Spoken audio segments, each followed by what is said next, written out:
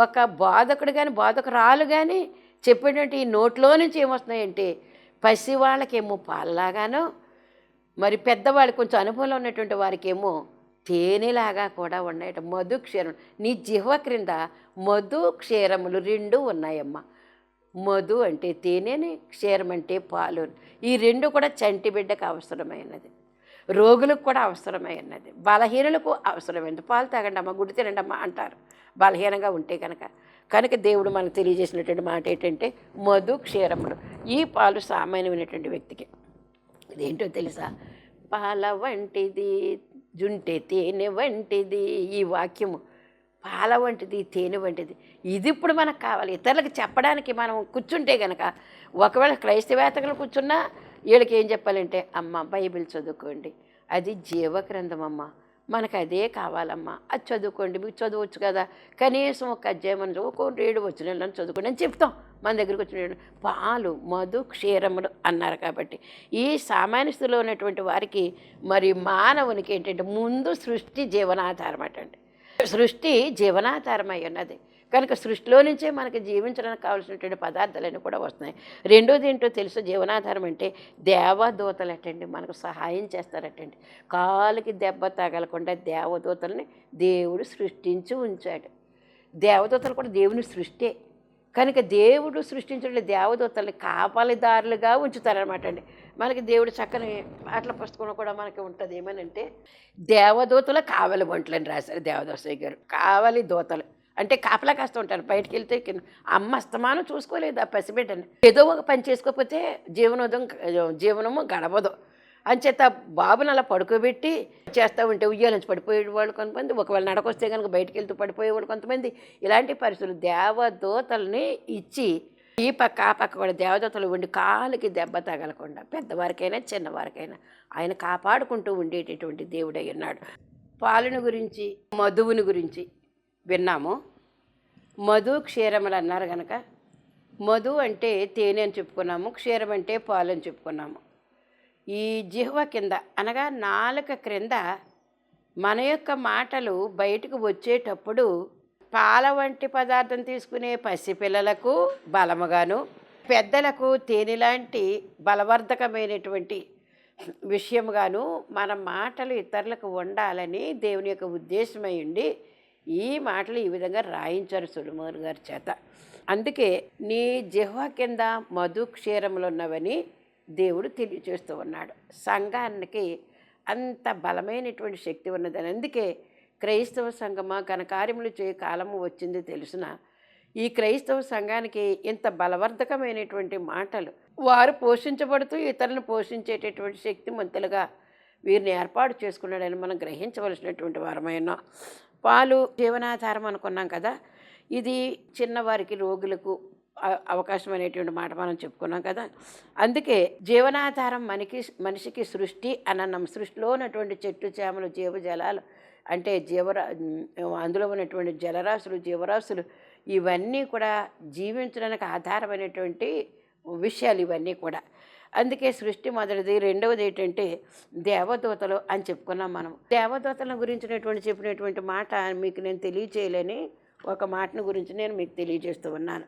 దేవదూతలు ఎటువంటి వారని దైవజనులు చెప్పినటువంటి మాటలంటే ఆనందకరమైనది ఈ జీవితం, ప్రభు ఇచ్చినటువంటి జీవితం ఉపయోగకరమైనటువంటిది. ఎందుకంటే అది ఇతరులకు ఉపయోగకరము, మన కుటుంబానికి ఉపయోగకరము. దేవుని నమ్ముకుంటే దేవుని బిడ్డల వల్ల వాళ్ళ పోషించబడతారు. ఇతరులను కూడా ఈ పాలతో పోషిస్తూ ఉంటారు, ఈ వాక్యం అనేటువంటి పాలతో.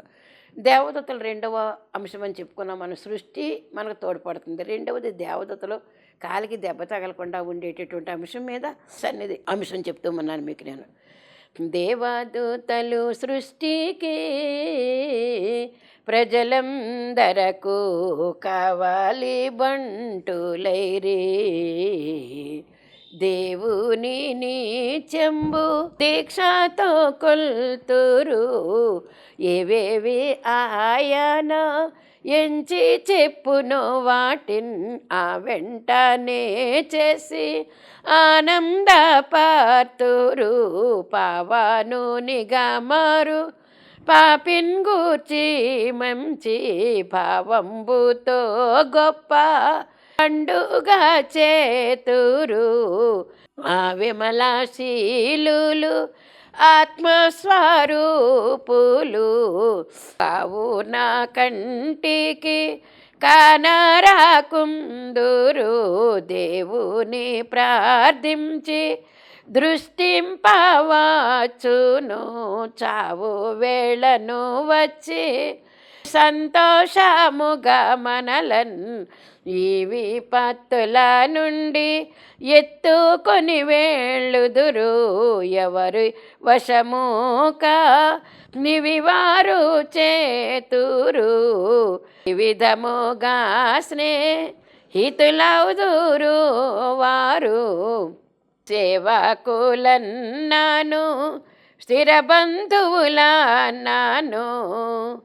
దేవాదూతలే దేవాదేవునికి సత్కీర్తి ఆనందకరమైనది మన బ్రతుకెంతో ఆశ్చర్యకరమైనది మన బ్రతుకెంతో అద్భుతకరమైనది మన బ్రతుకెంతో ఉపయోగకరమైనది. ఈ దేవదూతల యొక్క లక్షణాలు మనము ఈ యొక్క పాటలో ఇచ్చినటువంటి ఒక చరణంలో మనం తెలుసుకున్నాం. కనుక పాలు చిన్నపిల్లలకే ఈ వాక్యం అనే పాలు, అలాగే తేనె అంటే పరలోకాన్ని ఆనంద పెట్టగలిగేటటువంటి స్థితి మనం చెయ్యాలి. ఈ లోకస్తులకు కాదు మనం తృప్తిపరిచేటటువంటి వారు, కానీ దేవునిని సంతృప్తిపరిచేటటువంటి పరలోకాన్ని సంతృప్తిపరిచేటటువంటి స్థుతులు మనము చేయవలసినటువంటి వారమైన. అందుకే మధువు అన్నారు. మధు క్షీరములు ఈ యొక్క నాలుక కింద నుంచి జెహోవా కింద నుంచి వస్తున్నాయమ్మా అని చెప్పి సంఘాన్ని ప్రభువు కొనియాడుతూ ఉన్నారు. అందుకే స్థుతులు అన్నారు కనుక అదేమో ఇందాకదేమో ఉపకారమును బట్టి స్థుతి, అలాగే మరి స్థుతులు అపకార నివారణ స్థుతి కూడా ఉంది. ఎన్నో గండాలు తప్పించావు ప్రభా, ఎన్నో ఆపదలు తప్పించావు తండ్రి, ఎన్నో జబ్బులు, ఎన్నో రకాలైనటువంటి పేదరికం, ఎన్నో రకాలైన అవసరాలను తప్పించావు తండ్రి, నీకు వందనాలని చెప్పి స్థుతులు చెల్లించవలసినటువంటి వారమైన. అనారోగ్యం వచ్చింది, వ్యాధి బారిన పడ్డాము, తిరిగి లేచాము ప్రభా, ఈ రోగం నుంచి మరణ శైవ నుంచి నన్ను లేపినందుకు నీకు వందనాలు, స్థుతులు, కృతజ్ఞతలు అనాలి. ఇచ్చినటువంటి సృష్టిలో కార్యక్రమాలు అన్నింటిని బట్టి కూడా వందనాలు చెల్లించాలి. మన జీవితంలో మనకు చేసినటువంటి ఉపకారాలను బట్టి బిడ్డనిచ్చావు తండ్రి నీకు వందనాలు, స్థుతులు, కృతజ్ఞతలు. బిడ్డలకు వివాహాలు చేసావు తండ్రి నీకు స్థుతులు, కృతజ్ఞతలు. బిడ్డలకు ఉద్యోగాలు ఇచ్చావు తండ్రి నీకు స్థుతులు, స్తోత్రములు. ఇవన్నీ కూడా ఈ లోక సంబంధించినటువంటి స్థుతులు. అయితే పరలోకాన్ని నా కోసం దాచిపెట్టి ఉంచావు తండ్రి అనేటటువంటి మరి ఆ స్థుతి కూడా మనం చేయవలసినటువంటి వారమైనాం. కనుక ఆ స్థుతి అంటే అందుకే ఏమన్నారంటే సృష్టిలో ఉన్నటువంటి వాటిని మాకు ఉపకారముగా ఇచ్చినందుకు నీకు వందనాలు తప్ప సృష్టిని పూజించడం కాదు. చిట్టా నువ్వు నాకు ఎన్ని పళ్ళు ఇచ్చావు, ఆవు నువ్వు పాలు ఇచ్చావు అని వాటి దగ్గరికి వెళ్ళి దానికి స్థుతులు చెల్లించడం కాదు. ఇదన్నీ కూడా సమకూర్చి పెట్టినటువంటి తండ్రిని, సృష్టికర్తని జ్ఞాపకం చేసుకోవాలి. అంతే తప్ప సృష్టిని కాదు మనం పూజించి స్తుతించవలసినటువంటి పరిస్థితి. అందుకే దేవదూతల గురించి మనం పాడుకోవాలి. బైబిల్ గ్రంథముల గురించి కూడా దేవుడు మనకి తెలియజేసినటువంటి విషయాలు చాలా ఉన్నాయి. బైబిల్ గ్రంథముల గురించి కూడా దైవజనులు చెప్పినటువంటి మాట ఎంతో చక్కనటువంటి పాటలు రాసినటువంటి ఆయన పాటలు ఉన్నాయండి మనకి.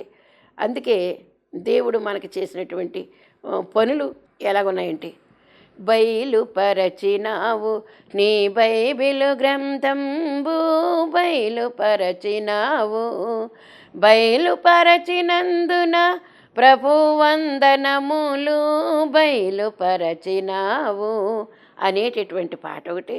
ఇంకా రెండవది ఏంటంటే బైబిల్లో 66 పుస్తకాల గురించి కూడా ఉన్నది.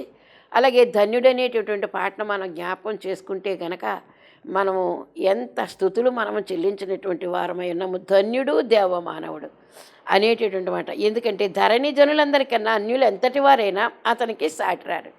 దేవుడు నమ్ముకున్నటువంటి బిడ్డలకు ఎవరో కూడా సాటిరారు. అందుకే దేవుడు నమ్ముకోవాల్సినటువంటి పరిస్థితి. అందుకే ఏమన్నారంటే ఎన్ని రక్షణ అయితే ఒక కీర్తనలో దావీదు కీర్తన 1వ కీర్తనలో ఉన్నటువంటివన్నీ కూడా దేవుడి కీర్తనలో రాయించారు దైవజనుల చేత. అది దైవం అందుకే మూడో చరణం కూడా ఏమనుందంటే, మరియు దైవాజ్ఞలున్న పరిశుద్ధ శాస్త్రము చూచి, మరియు దైవాజ్ఞలున్న పరిశుద్ధ శాస్త్రము చూచి, మురియు చూరే బాగళ్ళు స్మరించుచుండు నతడు ధన్యుడు దేవమానవుడు ధన్యుడు. దైవాజ్ఞలను పరిశుద్ధ శాస్త్రం చూసి రాత్రింబవళ్ళ కూడా దేవుని మనము స్మరిస్తూ ఉండాలి, స్తుతిస్తూ ఉండాలి. ఇంకా అలాగ స్తుతించేటువంటి వాడు ఎలాగున్నాడంటే, అతడేటి యోరాములిచి ఆకు వాడని దై తగిన. అతడు ఎలాగుంటాడట, ఏటివారన మొలిసినటువంటి, నీటివారన మొలిసినటువంటి ఆకువాడని చెట్టుగా. అతడేటి యోరా మొలిచి ఆకువాడని దై తగిన, ఋతువు నా కాయు చేటై హెచ్చారిలోనో గానా ధన్యుడు. ధర్మశాస్త్రంలో ఆనందించేటటువంటి వారి యొక్క పరిస్థితి ఈ విధంగా ఉంటుంది.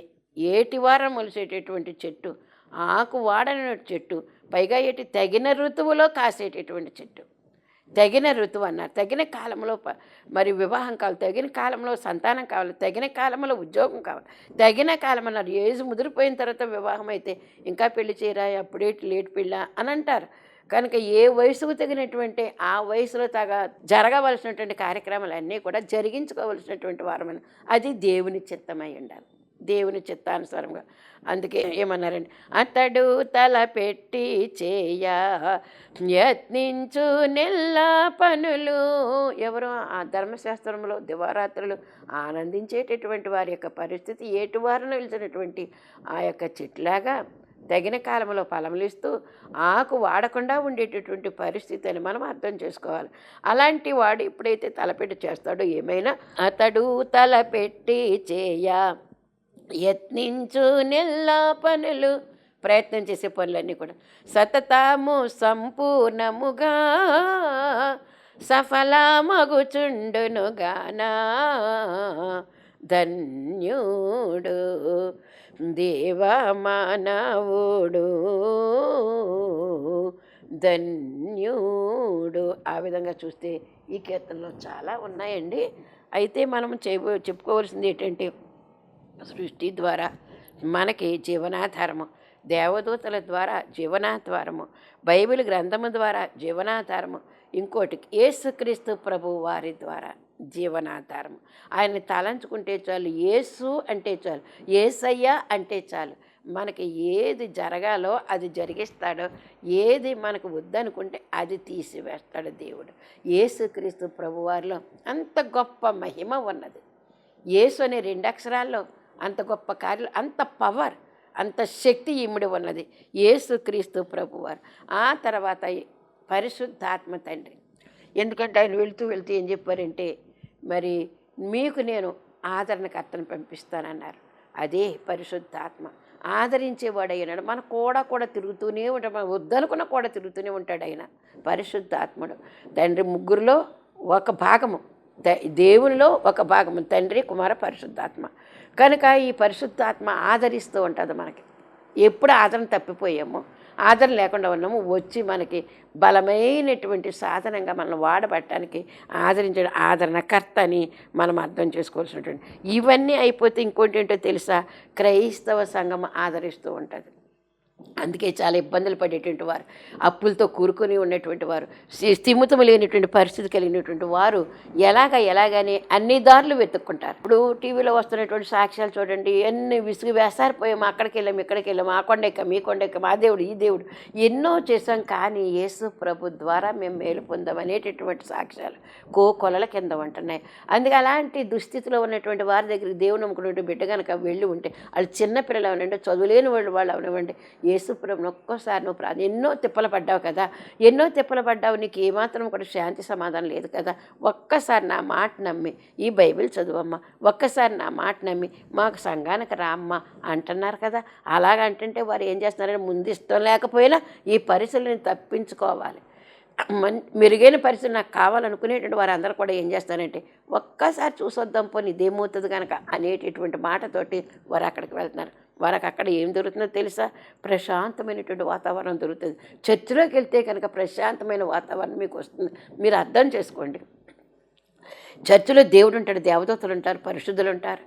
అది దేవుని యొక్క స్థలము కనుక దేవునికి సంబంధించిన బిడ్డలందరూ కూడా అక్కడ ఉంటారు. అంటే ప్రార్థన చేసుకుంటే ఒక టైం ఉంటుంది, ఆ టైంని బట్టి రోజు వెళ్తారు. ఆదివారం సోమవారం నిర్ణయించుకున్నటువంటి నిర్ణయం ప్రకారంగా వెళ్తూ ఉంటారు అందులోకి. అయితే అక్కడ నిత్యము దేవుడు ఉంటాడు. దేవుడు ఉండే స్థలం కనుక, పరిశుద్ధ స్థలం కనుక దేవుడు తప్పనిసరిగా అక్కడ ఉంటాడు. ఒకసారి ఒక ఇతర దేశంలో జోన్ చేస్తున్నటువంటి బాబు గురించి ఒక ఫోన్ కాల్ వచ్చింది తల్లికి. ఇక్కడ ఉన్నటువంటి తల్లిదండ్రులు కుటుంబం ఇక్కడ ఉన్నారు, వచ్చింది ఫోన్ కాల్ వచ్చింది. అర్జెంటుగా ఆపరేషన్ చేయాలంట, లేకపోతే చచ్చిపోతారంట, ఇది చాలా క్రిటికల్గా ఉందని చెప్పి గుండెకు సంబంధించినటువంటి వ్యాధి అనేటటువంటి మాట ఎప్పుడైతే తెలిసిందో ఆ తల్లి ప్రాణము కుదురుంటుందా, తండ్రి ప్రాణం కుదురుంటుందా, ఎంతగా తప్పించేస్తుందో.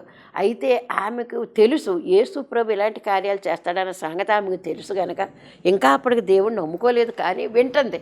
విని ఆ నోట ఈ నోట విని యేసుప్రభు గొప్ప కార్యాలు. ఈ రోజున నా కొడుక్కి బాగు చేసే దేవుడు యేసుక్రీస్తు ప్రభు తప్ప ఇంకెవరో కాదు. నేను అక్కడికి వెళ్ళలేని వాడు ఇప్పుడు ఇక్కడికి రాలేడు, ప్రమాద పరిస్థితిలో ఉన్నాడు కనుక ఆ ప్రమాద పరిస్థితిలో ఉన్నటువంటి ఆ కొడుకు స్వస్థత కావాలంటే కనుక నేను నా ప్రభు దగ్గరికి వెళ్ళి, నా ప్రభు అంటే నేను నమ్ముకోకపోయినా ఆయన అందరికీ ప్రభు, యేసుక్రీస్తు అందరికీ ప్రభు అని చెప్తున్నారు కాబట్టి ఆయన దగ్గరికి నేను వెళ్ళాలనుకుని చర్చి దగ్గరికి వచ్చేసింది ఆమె. ఎక్కడో దూరం నుంచి ఉన్నటువంటి ఆమె బస్సే ఎక్కిందో మరి ఆటో ఎక్కింది, ఏమెక్కిందో మొత్తం మీద వచ్చి ఆమె ఎక్కడికి వచ్చి గేట్లు వేసేస్తున్నాయి, తలుపులు వేస్తున్నాయి. అది ఆదివారం కాదు, సోమవారం కాదు, ప్రార్థన చేసుకునే రోజు కాదు, గేట్లు వేసేస్తున్నాయి. గేట్లు వేసింటే ఏం చేయని ప్రభు, ఇక్కడ ఎవరుంటారు, ఇక్కడ నా కొరకు ప్రార్థన చేసే వాళ్ళు ఎవరు ఉంటారు కనుక ఏం చేయను, ఇక్కడ గేట్ దగ్గర నేను నిలబడి నా కొడుకు విషయం నీకుతో చెప్పుకుంటానని చెప్పి, ఒకవేళ ఇంటి దగ్గర ఉండి చెప్పుకున్నా దేవుడు కరుణిస్తాడు. అంత దూరం బస్సు ఎక్కడికి వచ్చి నీ గేట్ దగ్గరకు వచ్చి ప్రార్థన చేసుకోవాల్సిన నెసిటీ ఏమీ ఉండదు.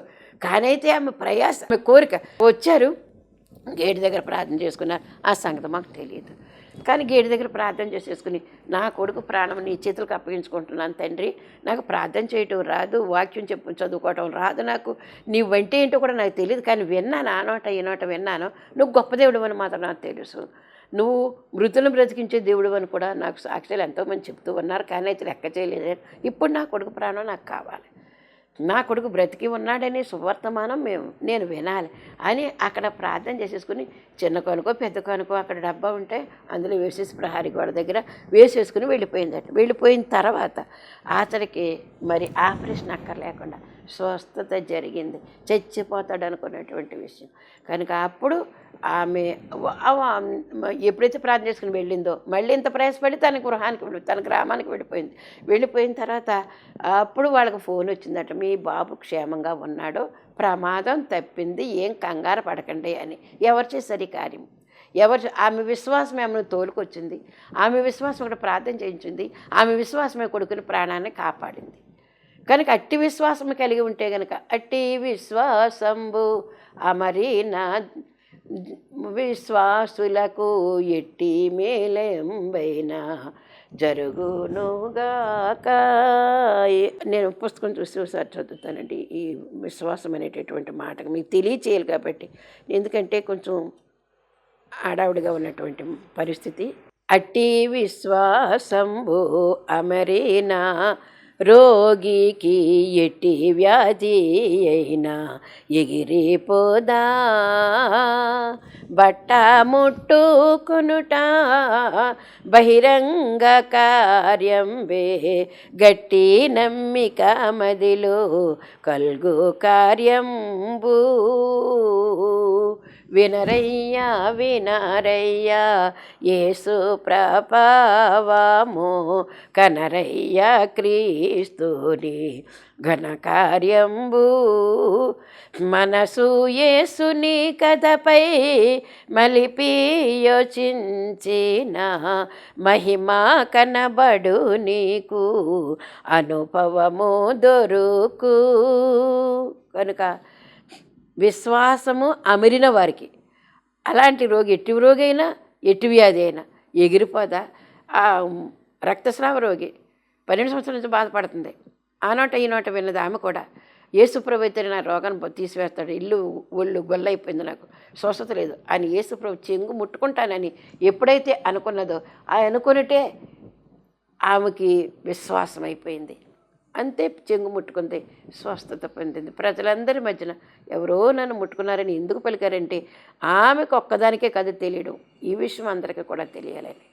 అందుకే దేవుడు, అమ్మ నా సమయం ఇంకా రాలేదన్నారు. ద్రాక్షరసం దగ్గర, బాబు వాళ్ళు చాలా తొందరపడిపోతున్నారు, ద్రాక్షరసం అయిపోయింది, ఇప్పుడు అవమానం పాలైపోతారేమో, కాస్త చూడవా. ఎందుకంటే కుమారుని యొక్క శక్తి ఏంటి తల్లి గ్రహించుకుంది కాబట్టి అడిగింది. అడిగితే అమ్మ నా సమయం ఇంకా అంటే అమ్మ అడగగానే చేసేస్తే కనుక అద్భుతం బయలుపడదు. అందుకే ఆమె ఏం చేసిందంటే కోప్పడలేదు, కొడుకు మీద బాధ పెట్టుకోలేదు. వెంటనే వెళ్ళి పరిచారకులను చూసి, ఒరే అబ్బాయి అక్కడికి కూర్చున్నాడే, ఆయన దగ్గరికి వెళ్ళండి, రాష్ట్రం అయిపోయిందని చెప్పండి ఒక ముక్క అని చెప్పగానే ఆమె ఏం చేసిందండి, ఆయన వీళ్ళు వెళ్ళారు. అడిగి నువ్వు చెప్పడం మేము అటువంటి అన్నారా, వెళ్ళారు అడిగారు. వెంటనే అన్నాడు ఆయన. సమయం ఎంత చూడండి, ఒక్క అర నిమిషం కూడా లేదు. అందుకే సమయానుసారం అన్నీ చేస్తాడట దేవుడు. ఆయన జీవం కనుక ఊరికనే ఉండలేరు, అన్నీ చేస్తారు. ఎన్ని చేసి ఏవి ఎక్కడ పెట్టాలో పెడతారట. అది నేర్చుకోవాలి మనం. అడవిలో ఉండవలసిన వాటిని అడవిలో ఉంచారు, గృహాల్లో ఉంచవలసిన వాటిని సాధుకు జంతువులు మనుషుల మధ్యన పెట్టారు. ఆయనకి తెలుసు ఏ పని ఎప్పుడు చేయాలి, ఏ వస్తువుని ఎక్కడ పెట్టాలి అనేటటువంటిది ఆయనకి తెలుసు అమ్మ. అలాగా అమర్చాడు మనిషి యొక్క అవయవ పొందికంతా కూడా ఆయనకి తెలుసు ఎలా చేయాలో, జంతువుల యొక్క అమరిక ఎలా చేయాలో ఆయనకి తెలుసు. సృష్టికర్త ఆయన. ఏ జంతువుకి ఏం పెట్టాలి ఎలా నేర్పించారండి, ఎవరు నేర్పించారండి? సృష్టికర్త కనుక సృష్టించేశాడు, మాట ద్వారా సృష్టించేశాడు దేవుడు. కనుక ఈ విధమైనటువంటి పరిస్థితులు దేవుని దగ్గరే ఉంటాయి. బట్ట ముట్టుకున్నట బహిరంగ కార్యంబే. కానీ అయితే వాళ్ళందరికీ కూడా ఏమైందంటే, ఒక రక్తస్రావ రోగి దగ్గర యేసు ప్రభు ప్రభావం బయటికి వెళ్ళి ఒక రోగిని స్వస్థపరిచింది. రోగినే కాదు, రోగాలు కలిగినటువంటి వారందరూ కూడా స్వస్థపరిచింది. అక్కడ అద్భుతం జరిగింది. 6 రాతిబాల నిండా కూడా నీళ్లు నింపండి అన్నారు. వాళ్ళు ఎందుకయ్యో బాబు ఎంత ప్రయాస, 6 రాతిబాటలు ఎందుకు, నేను ఎలాగ ఆ యొక్క మేము ఈ బాటలు నింపగలుగుతాము అనేటటువంటి మాట వారు రెండో మాట మాట్లాడకుండా అవును అనుకుని వెళ్ళిపోయారు. పరిచారకులు నీళ్లు నింపారు, చక్కగా అంచులు మట్టుకుని నింపేశారు. కొంచెం లోటు కూడా చేయలేదు. చేసే పని కూడా మనం ఏం చేయాలంటే 7 వారాలు పెట్టుకున్న తర్వాత 6 వారాలు పెట్టుకుని 7వ వారం మానేస్తారు, 3వ వారం మానేస్తారు. పరిపూర్ణంగా 7 చేసుకుని 8వ కృతజ్ఞతగా వెళ్ళినప్పుడు మనకి ఎంత కార్యం చేస్తాడో దేవుడు. అంచుల నిండా నింపారు. వెలితనేటటువంటిది లేదు. 10 ఆజ్ఞల్లో ఒకటి 9 చేసి ఒకటి చేయకపోతే కనుక పరిపూర్ణం కాదు. రూపాయికి 100 పైసలు అంటే 1 పైస తక్కువైతే రూపాయి అనరు దాన్ని. లోటే కనుక లోటు అనేటటువంటిది మాట మన దగ్గర రావడానికి వీలేదు. ఎన్నిసార్లు చేయాలనుకున్నా అన్నిసార్లు చేసి తీరవలసిందే. ఒక రాజుని ప్రవక్త చెప్పాడనమాట, నువ్వు బాణం వెయ్యి ముమ్మారు కొట్టు అంటే ఒకసారి 2 సార్లు కొట్టు 3 సార్లు అంటే సంపూర్ణం కాలేదని దాని అర్థం అనమాట. చెయ్యమన్న పని సంపూర్ణంగా చెయ్యాలని దేవుడు మనకి ఇక్కడ తెలియజేస్తూ ఉన్నాడు. కాబట్టి అందుకే దేవుడు ఏం చెప్తున్నాడంటే గట్టి నమ్మిక మనలో కలగాలని దేవుడు తెలియజేస్తూ ఉన్నాడు. అట్టి విశ్వాసం కలిగినటువంటి వారికి ఎన్ని కార్యాలన్నా దేవుడు చేస్తాడనేటటువంటి విధానాన్ని మనం తెలుసుకోవాల్సినటువంటి వారమైన. అందుకే ఇప్పుడు ఏమన్నారు, క్రైస్తవ సంఘము మనకు అవసరమైంది. ఈ క్రైస్తవ సంఘంలో తీసుకొస్తే అప్పులున్న వాళ్ళకి అప్పులు తీర్చేటువంటి గొప్ప దేవుడు ఇక్కడ ఉన్నాడు. జబ్బులు తీసేసిన వారికి దేవుడు ఇక్కడ ఉన్నాడు. అన్నీ సమస్తం. ఎందుకంటే సమస్తము సాధ్యమైనటువంటి దేవుడు. నాకు అసాధ్యమైనది ఏదైనా ఉన్నదా అని సెలవిచ్చారు కదా దేవుడు. అసాధ్యమైనది ఏది లేదు, ఆయనకి సాధ్యమే సమస్తము కూడా. ఎంత సృష్టిని చేసినటువంటి దేవుడు నరుని కలుగు చేసేవాడు, కావలసినవన్నీ కూడా సమకూర్చిన దేవుడు. నీకేమైనా విషయాలు వస్తే కనుక, సమస్యలు వస్తే కనుక తీర్చుతాడు కాబట్టి క్రైస్తవ సంఘంలోకి నువ్వు రా. ఆ ఓడలోనికి ఎక్కువ నోవహు ఓడలోనికి ఎక్కిన వారు ఎలా రక్షించబడ్డారో క్రైస్తవ సంఘంలోనికి వచ్చినటువంటి వారు కూడా ఆ విధంగానే రక్షించబడతారు. నువ్వు లోపల ఉండవద్దు, సంఘానికి వెలుపల ఉండవద్దు, సంఘము లోపల ఉండవలసినటువంటి వారు. సంఘము కూడా ఉపకార కార్యాలు చేసేటటువంటి సంఘం అన్నది. అందుకే ఆ ఉపకార కార్యాలు ఎప్పుడైతే సంఘంలోకి వచ్చి నువ్వు చూసుకుంటున్నావో నీకు మోక్షము అనేటటువంటిది, పరలోకము అనేటువంటి, పరదేశు అనేటటువంటిది, మధ్యాకాశం అనేటటువంటిది, కొన్ని అంతస్తులు ఉన్నాయి. అంతస్తులు దేనిలోనికి దేవుడు నిన్ను నిర్ణయించాడు. అందుకు ఆ మోక్షంలోనికి వెళ్ళేటటువంటి పరిస్థితి కూడా ఉన్నదని మనకి ఈటి ఉపకారాలు నాకు ఇచ్చావా తండ్రి అని స్తుతులు చెల్లించవలసినటువంటి వారమైన కనుక దేవుని యొక్క దివ్య లక్షణాలు కూడా మనం స్తుతించవలసినటువంటి వారం. దేవ, నువ్వు ప్రేమయ్యన్నావు, శక్తివైనావు, జీవమైన, పరిశుద్ధతవై ఉన్నావు, జ్ఞానమైనావు, న్యాయమైనావు, స్వతంత్రుడివై ఉన్నావు, సర్వవ్యాపకత్వమైపోయినావు, అనాదివై ఉన్నావు, అనంతమై ఉన్నావు, ఆది అంతములు నీవే ప్రభువా అని చెప్పవలసినటువంటి ఈ లక్షణం యొక్క స్తుతి పెండ్లి కుమార్తె యొక్క జిహ్వ క్రింద ఉన్నది. చేసినటువంటి మేలుకు స్తుతులు, అపకారాలు తొలగించినందుకు, గండాలు తగ్గించిన స్తుతులు, ఇవన్నీ కూడా జిహ్వ క్రింద పాలు తేనెల వలె సంఘానికి ఇచ్చినటువంటి గొప్ప వరమై ఉన్నదని దేవుడు మనకు తెలియజేస్తూ ఉన్నారు.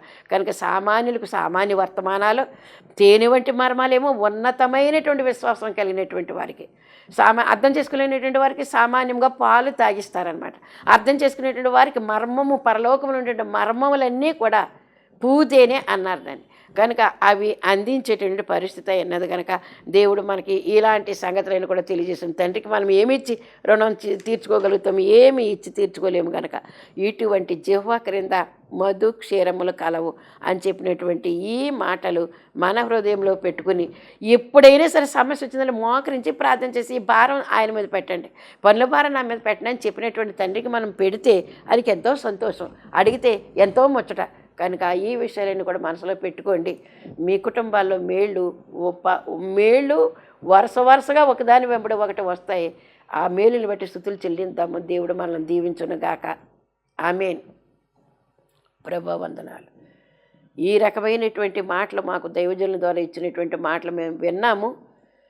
చెప్పుకోవడం గొప్ప కాదు, వినటం గొప్ప కాదు, ఆచరించడమే గొప్ప. కనుక ఈ మాటలు మా మనసులో పెట్టుకుని నీ సహవాసము, నీ చనువు మాకు అవసరమైనది కనుక దాన్ని బట్టి రెండవ రాకడికి ఆయత్తపట్టడానికి అవకాశం కలిగించి ఈ లోకంలో ఉండగా మేలులు ప్రసాదించి మమ్మల్ని నీ బిడ్డలుగా చేర్చుకున్నందుకు కానీ స్తుతులు చెల్లిస్తూ, రెండవ రాకడ భాగ్యం ఇస్తున్నందుకు కూడా స్తుతులు చెల్లిస్తూ ఇవన్నీ కూడా యేసు నామమున అంగీకరించమని అడుగుచున్నాను పరమ తండ్రి. ఆమేన్. మరణాత.